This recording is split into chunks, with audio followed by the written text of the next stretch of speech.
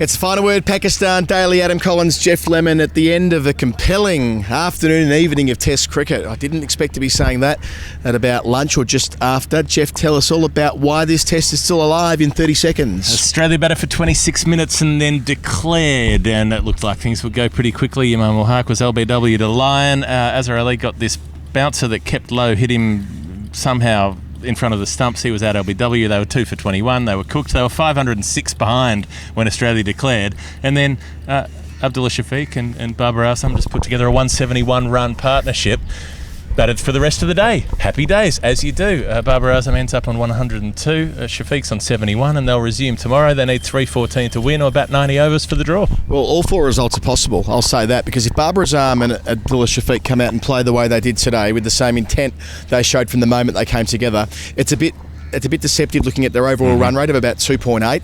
It was 2 for 21 on the 23rd over. Then Babar Azam and Shafique go at roughly threes for the rest of the day. And it was that, I think anyway, that shift in disposition. They were trying to score. They felt that they needed to play something closer to their natural game rather than just trying to dead bat for hour after hour.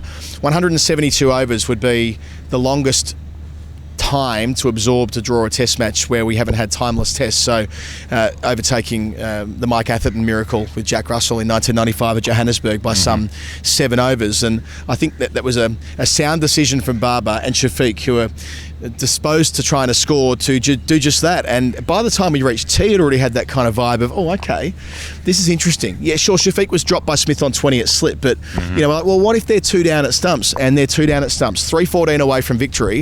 If they bat the whole 90 overs tomorrow, I absolutely wouldn't rule that out. I would still think that trying to get 100 a session across 3 sessions on day 5 would be too much, just in terms of the pitch wearing and the tricks that it's playing and all the rest of it. I think this is still very firmly Australia's game. They need 8 wickets, and you know, you don't really expect too much from the lower order, so they need to break this partnership. That doesn't mean that the next player is going to come in and bat as well as these two have done. So they have the upper hand. All they need to do is get a few good balls and then a wicket falls. Well, they need to create about 10, 12 chances, right? On the final day, not every chance is easy. Balls keep low and all the rest of it. The pitch hasn't been a major factor, with the exception of that dismissal of Azhar Ali, which hit his glove as well. That wasn't out, so I don't know how he didn't review that. I think it might have had to do with... tiniest flick, though. I mean, he may not have felt it. He may not... Well, I assume he didn't feel it. Had he felt it, he must have sent it upstairs. But sure. I reckon it might have been because umpire Raza took so long to give him out and then 15 seconds to consider it. By the time he's making his call, it's like 25 seconds later, and I don't know. I guess the Imam Ul-Haq stinker of a review, which was pitching on, hitting in line with off and hitting middle halfway up, might have influenced him not taking it. That might have been a second. I think Abdullah Shafique being at the other end as a junior 22-year-old in his 4th Test match had an influence there as well, because Imam says, should I review? And Abdullah says, oh, maybe. And so he does and burns it. And then, you know, the junior player is not going to insist that they go for the second review when maybe that's going to burn as well. So, I mean, Imam definitely should not have taken it, and that should have been enough of his decision. He looked guilty. As soon as he got hit, he looked up at the umpire like a startled rabbit and then said, I think I'll have the review as well, thanks. I mean, that's nonsense. That's sort of top order batting stuff. Oh, well, we've still got 3, but I'm at the top order and I don't need to think about the other 10 players who are going to come after me. So that was very poor. Like you say, when they're hitting halfway up middle, maybe just keep the T sign down and wander off, make yourself a cuppa instead. But Abdullah Shafique, if he made a mistake there, made up for it with the way he batted. Extraordinary application from a young player. He had that one flirt at Cummins, and the slips are standing pretty close, so I think that's part of the reason that it went very quickly to Smith, and he just didn't have time to get his hands in the right spot. And then after that, Abdullah Shafique he was a picture of concentration for the rest of the day. Yeah, he was serene. To think this guy's only playing his 7th first-class game or something ridiculous. That's 4 of those Test matches, a century at Rawalpindi to get his series going. But yeah, he is just so good, and I think he was a good balance to Babar Azam, because Babar Azam was the more aggressive of the two, when usually Abdullah Shafique's the more aggressive of the two in any partnership from what we've seen so far of him at Test level. So they balanced each other out nicely. Babar Azam loves batting at home since they've started playing Test cricket back here in 2019. I think that's his 4th 100 here, maybe his 5th possibly. Massive average. It's 4th, sorry. Average up around 90. And the fact that he comes back tomorrow, I took a photograph of him from the balcony here where he wasn't smiling or carrying on. It was that steely determination in his eyes, and then he put the helmet to his heart as if to say, come on, do not give up. And, you know, I know I'm sort of getting ahead of myself when talking about the run chase, but I also remember at the close of play, day 4, the Gabba, 18 months ago, or not even that, 14, 15 months ago, the logic there was that Australia would do that pretty easily too, and I wonder whether there might be some scars there. They couldn't finish the job against England at Sydney. I'm not saying that nor against India at Sydney, nor against India at Brisbane. And I'm not saying that, one wicket obviously changes everything, right? Forward alarm walking out on a king pair, and we know that their bottom order, their lower order can be brittle, but, and it's a huge but, if these two can still be together at lunch, then I think their mindset will shift into, well, okay, we're never going to have a better chance of hauling down a world record tally. That's what it would be by an absolute mile, 5:06. I mean, the world record's 4:18. So these aren't meant to be hauled down, but no. I've just got this, there's something about this guy, Babar Azam, he's compelling, and whenever he's in the middle, I believe that anything's possible. There's the vibe. If an early wicket falls, Forward Alam and the king pair, if they batted through for a while, there'll be a pair of kings. These two, they had such a great day, and I thought it was strange. I know everyone's talked way too much about follow-ons and whether they should have happened and all the rest of it.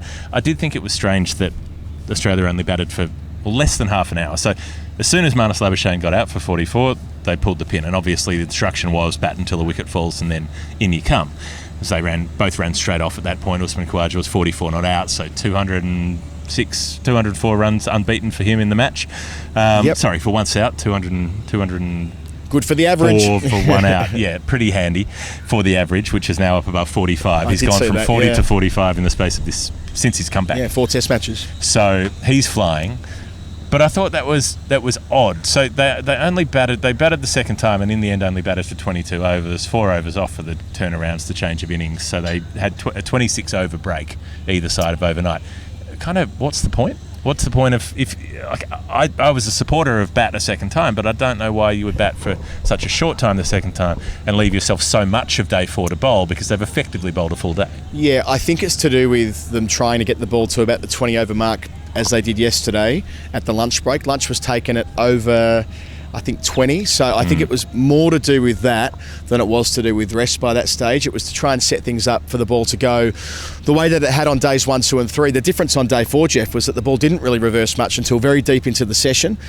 So that hasn't been a factor here. So it's a bit odd that it really went for Pakistan on day 1 and day 2 and Australia on day 3, but it did not when they needed to go most. It did reverse for a while, but by that point Babar Azam was really well set, and he played the reversing ball really well. Well, that's when it was about 60 overs in, wasn't it? Yeah, and he played it later. He said after play that had been his idea was to try to. He'd been practicing that in the nets the previous evening, I think, but he hung back, he watched for that swing, he played it off the surface almost sometimes, and there wasn't that really, really late movement, but when it moved away, he generally played it really well, got beaten a couple of times, but managed to survive what was a difficult period. And Cummins was moving it a little bit, Stark was moving it a fair bit, not for long, but it was still a really tricky patch, and they got through it, and then they prospered. A word for Mitch Swepson. I thought he bowled really well today. 27 overs. He bowled more overs than Lyon, which I think is a little bit telling, especially when he ran the wicket towards the close of play, landing it in the footmarks consistently. The fact that Babar kept wanting to sweep him says a lot about the disposition of the Pakistani captain, but and it nearly worked. Right, even on 99, there was 98, whatever it was. There was half an opportunity there around his legs, and I reckon by this time tomorrow, if Swepson keeps landing it in that rough, he'll bowl someone around their legs. He had some go huge, so that's exciting and interesting ahead of a day when, again, the footmarks and maybe even the cracking could be a major influence on the final analysis. As for Lyon, it's well documented that he doesn't have a great record against Pakistan, nor does he have a great record in recent times in the 4th innings. He did arrest that for a couple of years there, but it's been on the decline for probably 2 summers, so that's one to watch tomorrow. He'll be mindful of that, and we know he's a confidence player. I thought that dismissal of Imam Al-Haq might set him straight for the entirety of the 4th innings here, and look, maybe it will, but he laboured in the way that Lyon does and did everything seemingly right, but just hasn't enjoyed any luck as yet. I was less bullish about Swepson watching him today. I thought he was disappointing at times. When he turned it big, it was usually when he landed it really wide of leg stump, like too wide for it to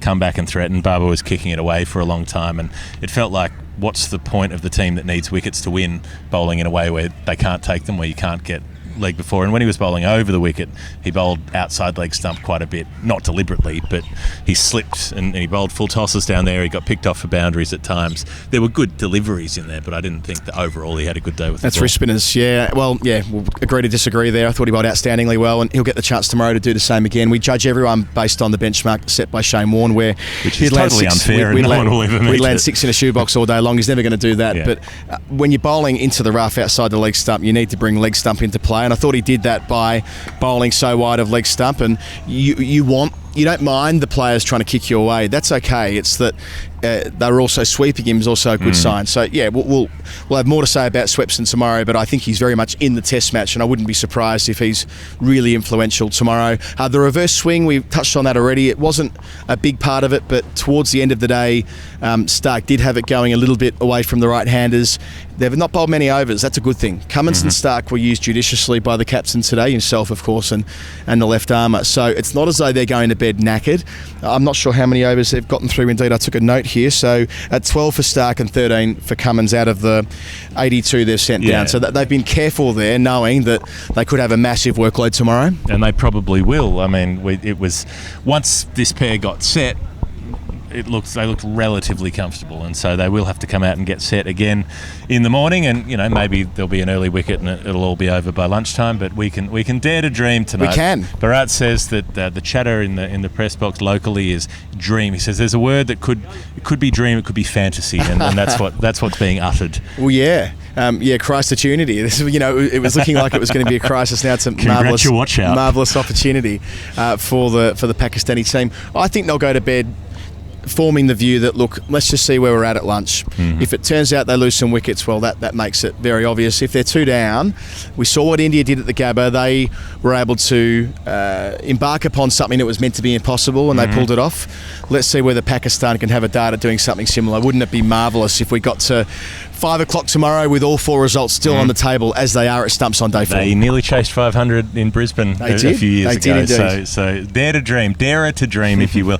The Hall of Fame, what have we got for the Hall of Fame nominations? Yeah, we'll keep this quick for me because Pat Cummins taking the mallet to the footmarks, or the Ashley mallet to the thumper, I think it's called actually, not thumper but thumper, to the bit to the landing mark. Cameron Green's feet were slipping because he didn't think the ground staff had it quite right, so Cummins had to go himself. I thought that was the sort of leadership you want. Cummins, you want him to do a job for you, you want him to come and babysit the kids or walk your dog or whatever. Ask Pat, he'll probably come and do it. He'll do a better job. He'll take it on a longer walk. It was a big metal hammer, and he was really getting in there. I liked the choking of Babar Azam as he got closer to 100. The way the Australians choked him. I mean, not that he was choking, but you remember Abu Dhabi in 2018. You remember Mitch Marsh. Remember him being in the 90s for about an hour and a half, and then getting to 99, and then Mitch Marsh blowing his boot off, and he was out, and he still hadn't made a Test 100 at that point. Some of that was happening. The noose was tightening, and eventually they had the whole field up when he was on 99.